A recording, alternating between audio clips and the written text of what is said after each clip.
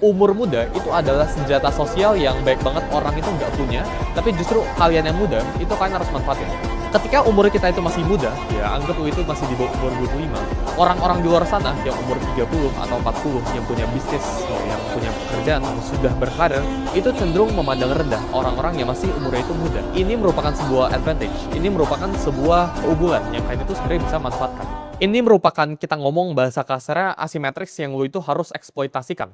Karena ketika umur lu itu masih muda, orang itu punya ekspektasi yang rendah sama lu. Sedangkan ya ketika umur lu itu udah 30, umur lu udah 40, orang itu udah mulai punya ekspektasi sama lu. Tapi ketika orang itu lu itu masih kecil, ya umur lu itu masih di bawah 25, kita ngomong orang itu meremehkan. Orang itu nggak punya ekspektasi apa-apa. Dan window ini akan segera tertutup ketika lu udah di atas umur 25.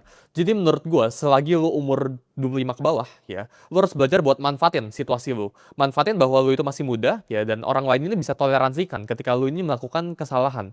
Ketika lu salah di umur yang cenderung tanda kutip tua, gitu ya, di atas 25 tahun, maka orang ini udah nggak bisa toleransiin kesalahan lu. Tapi ketika orang ini masih umur 25, orang ini masih bisa cincai, masih bisa cuek, gitu.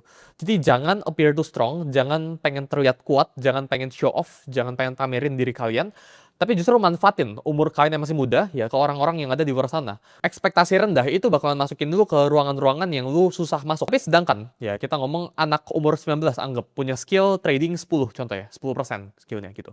Sedangkan ya ada orang umur 30 punya skill trading 20%, dua kali lipat di atas umur anak 19. Tapi anak umur 19 ini bakalan jauh mendapatkan lebih baik akses dibandingkan orang yang umur 30 ini.